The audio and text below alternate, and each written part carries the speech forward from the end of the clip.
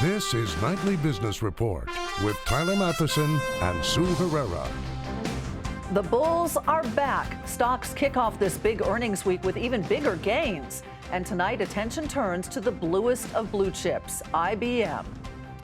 Pulse check, the one sector to watch as roughly 40% of the Dow Jones Industrial Average report quarterly results. 5 years later, from big oil to the seafood industry, why business in the Gulf will never be the same. All that and more tonight on Nightly Business Report for Monday, April 20th. Good evening, everybody. I'm Sue Herrera. And I'm Bill Griffith in tonight for Tyler Matheson. Always glad to be back with you there, Sue. Nice to have you. Bounce back. That's what stocks did following Friday's steep decline, and they did it in a big way. The Dow Jones Industrial Average gained more than 200 points today, putting it back within reach of a new record. Investors were encouraged by more stimulus out of China over the weekend and by more upbeat earnings results here at home. At the close, the blue chip index was up 208 points to 18,034. The Nasdaq gained nearly 63 points, best day it had since February. The S&P was up by 19. And now attention does turn to the bluest of the blue chips, IBM. The company reported earnings late tonight, and its results could set the tone for trading tomorrow. IBM earned $2.91 a share. That beat estimates by 11 cents, but revenue of almost $20 billion was below expectations and actually way off from the same period last year. Be that as it may, shares were volatile in after-hours trade. Josh Lipton, though, has one of the key takeaways from that IBM report. The big number for IBM, revenue of $19.6 billion, and that did disappoint Wall Street's expectations. IBM facing a range of challenges, including a rising dollar and that hardware business. Bulls, though, focusing on what IBM calls its strategic imperatives, and that includes cloud, analytics, and mobile businesses. They were up 20%, even stronger when adjusted for currency, and that's the hope of IBM optimists that you can scale those higher value products and services quickly. For Nightly Business Report, I'm Josh Lipton in San Francisco. IBM, though, is just the start. This week we'll get results from more than a quarter of the S&P 500 and a handful of Dow members. And what these big companies report could tell us a lot about the economy, the health of it, and American business. Big names from Facebook and Amazon to Starbucks and McDonald's will make this a tech and consumer-heavy earnings week. What will they tell us? The first quarter's dual headwinds, bad weather and a strengthening U.S. dollar, are expected to drag down earnings numbers. Moving forward, the bad weather has subsided, but a strong and still growing U.S. dollar is making American products more expensive in the global marketplace. It's not easy to gauge the effects of higher prices for industrial hardware, international flights, and many of your favorite foods, snacks, and grocery items. But the proof should be in the earnings reports. On the export side, it's very and notoriously hard to measure what exactly is the U.S. dollar effect on these companies. And so this will give us a chance to see exactly what happened. The dollar has strengthened in part thanks to changing central bank policies around the world, which, combined with a projected earnings slowdown, have kept stocks range-bound so far this year. When you have a situation where stocks are fairly highly priced, earnings momentum has slowed, central bank policy has shifted from accommodative to potentially less accommodative, dare I say restrictive, not at all, but less accommodative. You have an environment where you've shifted from favorable for stock prices to less favorable for stock prices. Earnings will also give us a better picture of how the American consumer is doing. Spending was barely up during the first quarter, despite decent hiring and income numbers. One bright spot in the stock market, tech stocks. The Nasdaq is up more than 4% for 2015, well ahead of both the Dow and the S&P 500. Tomorrow, we hear from Verizon and Yahoo, along with Yum Brands, which owns Kentucky Fried Chicken, among others, and Chipotle. On Wednesday, it's Facebook, along with Coca-Cola and McDonald's, two consumer multinationals exposed to the stronger dollar. And Thursday, tech all-stars Google, Microsoft, and Amazon report, along with big consumer names like P&G, Pepsi, Hershey's, and Starbucks. Busy week. Andrew Berkeley joins us now to talk more about the first quarter earnings and the one sector he says investors need to watch. Andrew, is a portfolio strategist with Oppenheimer and Company. Good to see you again. Welcome back. We'll get to that one sector in just a moment. But first, overall, expectations for the first quarter were very low. How are we doing so far to meet those expectations, do you think? Well, so far so good. As you said, the bar was relatively low coming into earnings season. The consensus expectations were for earnings to be down about 5% in Q1. Right now, we're tracking a little bit better than that. We're still early in the season, but about 75% of companies have been beating the EPS numbers, but much fewer on the top line revenue side. So only about 50% of companies are beating on the top line, which is basically showing that companies continue to do a pretty good job of managing costs in a pretty difficult revenue environment. But is it going to be a positive earnings season this quarter, or do you think we'll be slightly in the negative? Well, I think the number is going to be slightly down no matter what, and largely because energy is going to be such a big drag in terms of the overall number. I mean, energy earnings are going to be down almost 60% quarter over quarter. Materials are going to be pretty firmly negative as well. So even the positive sectors like healthcare, financials, tech, which are going to show pretty good earnings growth, they're not going to be enough to offset those big losses that we've seen in the commodity side. So relative to expectations, a little bit better, but the number is still likely going to be negative for the Q1. You anticipated this question, but let me ask you anyway, the winners and losers in this season. You mentioned healthcare. They're certainly among the winners. Who are some of the losers as well? Yeah, well, healthcare definitely is going to be the number one in terms of earnings growth. They're going to be up, double digits. Energy is going to be the worst in terms of downside negative earnings, and that's because the price of crude oil is down so much during the quarter. Now, even within energy, I think the expectation is probably a little too low, and they're going to be better than expected, but they're still going to be pretty firmly negative. The other losers are going to be utilities and telecom, which are also likely to post negative year-over-year growth as well. On the flip side, though, if you look at your expectations in terms of who the winners will be, we've mentioned healthcare, but you have a double-digit number on that, but financials and also consumer discretionary.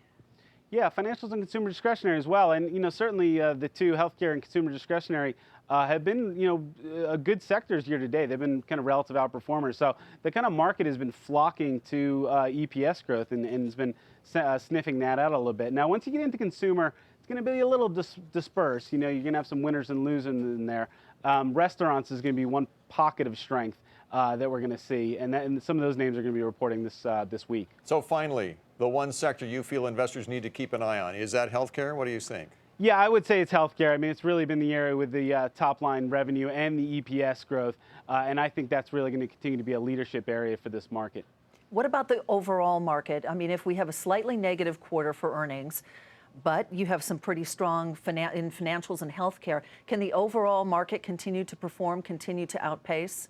Yeah, I think you really have to ask yourself, is this down earnings in Q1 going to repeat itself in Q2 and Q3? Essentially, is that a pattern? Are we peaking here in terms of earnings and it's rolling over? Or is it more of a temporary blip? And we think it's more of a temporary setback. We think some of those factors like the strong dollar, big oil price decline, and even the weather-induced slowdown in GDP, they're all likely to reverse themselves as we get into Q2 and Q3. So, we think it's temporary, and we think the stock market will move higher as we get past this little blip in earnings we're seeing here. Andrew Berkeley with Oppenheimer and Company. Thanks for joining us tonight, Andrew. You're welcome. It wasn't just earnings that put investors in a buying mood, but also stimulus out of China. That country's central bank lowered the amount of cash that large banks must keep on reserve, a move designed to shore up the economy by freeing up money that banks can then lend. Earlier, I spoke to Eunice Yoon, who usually reports for us from Beijing, but was here in studio. And I asked her just how aggressive this move was by the central bank. Oh, it was definitely an aggressive move. It's 100 basis points. Usually, we do see cuts in the reserve requirement ratio as a way to try to prop up the economy or stimulate it, but the moves are 50 basis points. So this was a big move, the biggest that we've seen since the global financial crisis, and it really was a very scary signal to some investors. Yeah, some investors might be worried that perhaps things are worse off in China than we thought they were. We know that they've been trying to negotiate a slowdown in the economy, but there's also worries about credit. So Is there something we should be concerned about? Well, that's what a lot of people are wondering, because what's clear is that the policymakers are much more nervous than they were 6 months ago. We saw this very big move, and it's coming off of very bad economic data. So for the first quarter, the Q1 GDP came in at 7%, but that was the headline number the headline number was one thing, but it was the March data that really scared people, because we saw that instead of the pickup that everyone was expecting, we saw a tapering off of the March data. And so that's why a lot of people are wondering, where is this all going to go? What else, if this does not work, or if they don't get the kind of stimulus that they want out of this particular move, what else can they do? Well, they still could cut interest rates. They still could cut the reserve requirement ratio again. There's still infrastructure spending, other targeted measures towards the property sector, for example, which is falling. But at the same time, one of the disconcerting issues that people had about this move was that what we're seeing is that the government is trying to get money to the right places. They've seen for a while that money is going to the wrong places, to companies that have a lot of debt, have political connections, but really aren't very productive. And how much time do you think we need to see whether or not this particular move is successful? It's going to take several months at least. Usually these types of moves take time to really trickle through. But again, a lot of people are hoping that we will see money moving to the right place. All right. Eunice Yoon, so nice to have you here in studio. We really appreciate it. Thank you. Eunice Yoon. Well, in Greece, that country has ordered local governments to transfer all their cash balances to the central bank. The move comes as its cash crunch worsens and debt to the International Monetary Fund comes due. Standard & Poor's, you may have heard, recently reported that Greece could run out of cash by mid-May. Oil prices were higher today after a drop in U.S. crude stockpiles eased oversupply concerns. That outweighed worries about potential record production from Saudi Arabia. West Texas Intermediate rose 1% to 56.38. And it was 5 years ago that oil began gushing from BP's oil well into the Gulf of Mexico. And as Jackie DeAngelis reports from Norco, Louisiana, the impact on business is still being felt today.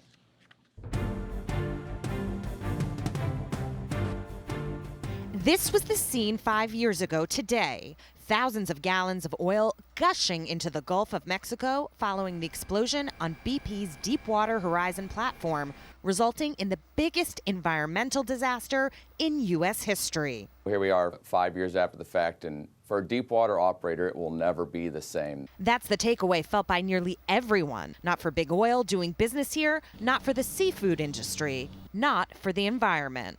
But that doesn't mean that business isn't getting done. It just means it's changing. As a matter of fact, the pace of offshore drilling in the Gulf is rising, though it's still not at pre-spill levels. According to Genscape's Randall Cullum, one of the biggest challenges for drillers is operating in an environment where it's 20 to 30% less efficient to drill post-spill. The reasons? New well design requirements, the need for increased blowout prevention, and contingency equipment to prevent scenes like this from following in the future. Everyone has seen how it has impacted BP and the stain to their reputation, the cost that's impacted the company, and nobody else wants to ever have to face that. Also hoping to avoid a repeat situation, oyster farmers of Louisiana, many of whom fear the impact they currently feel will last for years longer. Over on this side, we'd have 6 people opening oysters, and on this side, we'd have 7 people. And all combined, you're looking at 18 oyster shuckers. Al Sunseri distributes oysters at his third-generation family business based in New Orleans and says to this day, the availability of oysters has dwindled, leaving him to lay off nearly his entire staff. And on the water, where oyster farmers harvest their product, Mitch Jurisic Jr. says production is way down from pre-spill levels, but prices are up nearly 300%, helping make up the difference. I'm at a third of where I used to be. That's still not bad because the price, the price of oysters is 3 to 4 times higher than it was.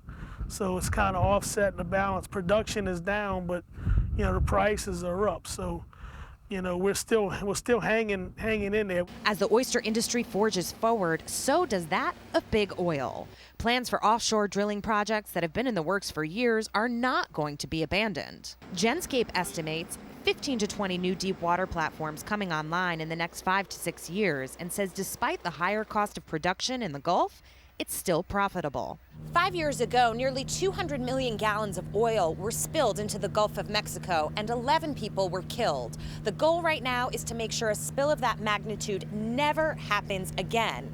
To take responsibility, big oil players like Exxon, Chevron, and Shell have created a consortium to take responsibility for big oil's role in the industry. They are working on safety, prevention, and restoration. In Norco, Louisiana, I'm Jackie DeAngelis for Nightly Business Report. Still ahead, what happens next to the proposed cable TV mega merger as executives from Comcast and Time Warner Cable meet with regulators?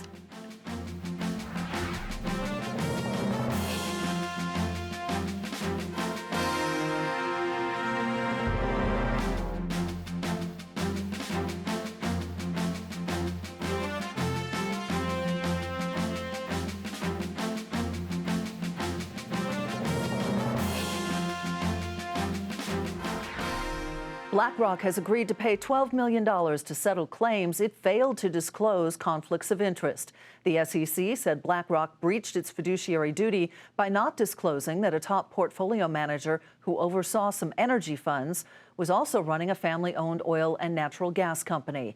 In the settlement with the SEC, the world's largest asset manager also agreed to hire a compliance consultant. Comcast and Time Warner Cable are set to meet with antitrust regulators this week. And according to numerous reports, government officials are taking a very close look at what the proposed mega merger, first announced 14 months ago, would mean to competition in that industry and to consumers.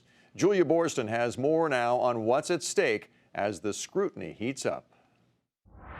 When Comcast and Time Warner Cable sit down for the first time since the proposed deal was announced, on the table are possible concessions. This deal has been getting decidedly more difficult over the course of the last 12 months. Comcast and Time Warner Cable stocks both hurt by fears the deal won't go through. Now they're looking to assuage concerns about the combined company controlling nearly 30% of the pay TV market, as well as 57% of the FCC's new definition of the broadband market, internet service of 25 megabits or higher. Possible concessions include divesting some of the combined company's 30 million customers. They've already agreed to deals with Charter Communications to sell or spin off nearly 4 million customers.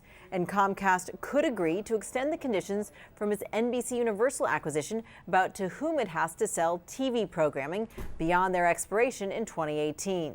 Another hot topic for the DOJ and FCC, net neutrality. Regulators could require Comcast to abide by the new rules, which require internet service providers to treat all web traffic equally, even if those rules are eventually shot down in court. Once the DOJ and FCC's required concessions are laid out, we'll see if Comcast is willing to comply. And remember, no breakup fee. So Comcast can walk. If they don't like this, they're not going to put themselves in a difficult position. The next step, the Department of Justice antitrust attorneys could submit their recommendations as soon as this week. For Nightly Business Report, I'm Julia Borston in Los Angeles. By the way, Comcast is the parent company of CNBC, which produces this program. Sue? Bill, an update now to a story we reported on Friday. ESPN is reportedly expressing concern about Verizon's new TV packages. The new bundles allow customers a way to pay for cable without having to buy hundreds of channels. According to reports, the popular sports network says Verizon doesn't have the right to offer ESPN outside of a standard cable package. In Verizon's new pay plan, ESPN would be part of an optional sports bundle. A beat on both the top and bottom lines from Morgan Stanley is where we begin tonight's market focus. That bank posted its strongest results in years today as it was helped by higher revenue from trading bonds and equities. The firm benefited also from busy markets and a slew of corporate mergers. Shares rose a fraction today, closed to $36.96. And despite the strong dollar, Hasbro managed to come out on top for that quarter. The toy maker's earnings and revenue beat Wall Street's estimates by a wide margin. This is as it saw especially strong performance in its Transformer toys and preschool unit. Shares popped by 12.5%. Hasbro's been on fire lately. It's up to $74.16, making it today's best performer in the S&P 500 index. And cost cuts helped Halliburton pull off an earnings beat as well. The oilfield services provider managed to offset a steep drop in drilling in North America, which is its biggest market. The company says it is planning to lay off more employees as it expects the oil sector to remain challenged. That stock 2% higher, though, to $47.85. SunTrust saw its profit edge up in the most recent quarter, while revenue was in line with estimates. The bank was helped by lower expenses and growth in non-interest income. Shares rose just a fraction to $41.77. Royal Caribbean cut its 2015 outlook and issued second quarter guidance that is well below estimates. The cruise ship company says it was hit by the strong U.S. dollar and then higher fuel prices. Shares tumbled 8% to $72.71. It was today's worst performing S&P 500 stock. The defense contractor Raytheon announced a deal to buy control of cybersecurity firm called WebSense for nearly $2 billion. WebSense is privately held by Vista Equity Partners. Shares of Raytheon were off a fraction to $107.49. And General Electric is in talks with Wells Fargo about selling its entire $74 billion commercial lending and leasing businesses portfolio to the bank. That's according to reports. Other companies may also be talking to GE about a possible purchase. This as GE announced plans earlier this month to exit the bulk of its capital business and focus more on industrial manufacturing. General Electric fell a fraction to $27.02. Wells Fargo up a fraction to $54.36. Long lines, website problems. Sounds like a big headache for retailers. But in Target's case, with the launch of its Lilly Pulitzer collection this weekend, it was just the opposite. Courtney Reagan has more tonight. Looney for Lilly. Going in. Around the country, thousands of shoppers lined up at Target stores and logged online early Sunday to shop the Lilly Pulitzer for Target designer collaboration. The merchandise sold out in minutes, with heavy traffic causing issues on the retailer's website. Black Friday comparable traffic caused Target to limit the number of shoppers on the site and later to take it down for 20 minutes to get the full collaboration loaded. As is the case with all of Target's designer collaborations, the inventory is limited, and once it's gone, it's gone. Ahead of the launch, Target's Chief Merchandising Officer, Kathy Tasia, did tell me that she ordered more inventory for this collection than she has with past collaborations and intended it to last into May. Success to us is the excitement for our guests and whether they love what we have to offer, much less about the sales. Now, we think it's going to sell really well, and we want everything in our stores to sell. But financially, it's not that any one collection would move the needle. Target acknowledges the social media buzz from this collection was the strongest yet. And while not every shopper was happy with their experience, analysts say it's the demand and social conversation that could begin to bring back the Target cachet. Woo! Lilly Pulitzer! For Nightly Business Report, I'm Courtney Reagan in Edgewater, New Jersey. Whoa, look at that card. Wow. Well, those Lilly Pulitzer for Target items are already up on eBay, and in some cases, the sellers are asking for a lot more than their Target value. For instance, $1,000 for a $60 beach chair. Wow.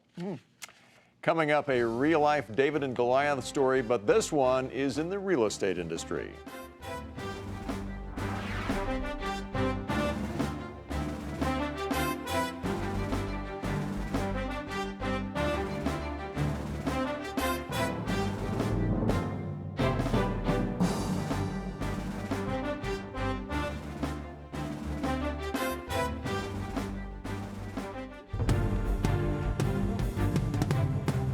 Here's what to watch for tomorrow. Now we'll have earnings from Dow Components, DuPont, United Technologies, Verizon, and Travelers. We will also get the Truck Tonnage Index, an indicator of economic activity.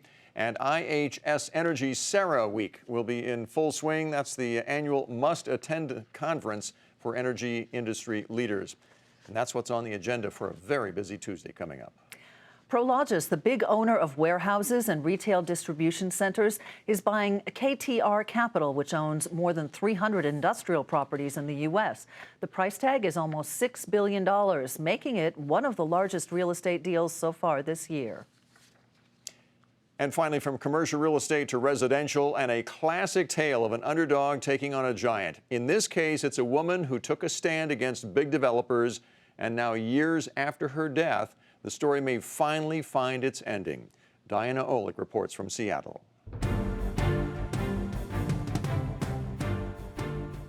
A real-life image that could be a cartoon. The tale is even strikingly similar to the Disney movie Up, an elderly homeowner standing up for what was versus what is to be, and a community rallying around the house with inspiring messages as it is finally auctioned off today. You see, once upon a time in 2006, Edith Macefield lived in a cottage that she refused to sell to mall developers, not even, as the story goes, for $1 million.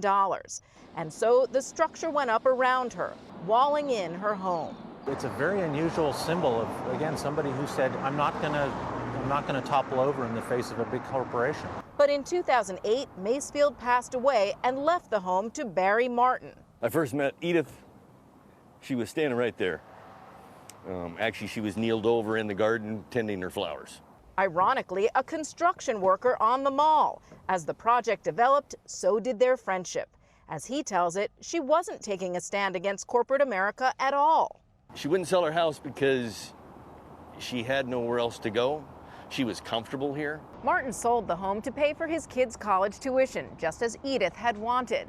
But the latest owner defaulted on his loan and the house went into foreclosure. Now the tiny 600 square foot home on its 1,900 square foot plot is waiting to hear its fate. I wouldn't be surprised if it sold for $250,000 or less, and I wouldn't be surprised if it sold for over $1 million.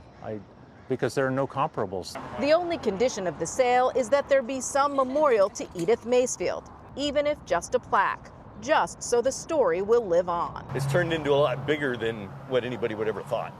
What Edith would have thought. Oh, yeah, exactly. And so here it sits and waits. In the end, this cottage will unlikely get to stay, but oh, if only it could fly up and away. For Nightly Business Report, I'm Diana Olick in Seattle. And that's Nightly Business Report for tonight. I'm Sue Herrera. I'm Bill Griffith. We'll see you tomorrow.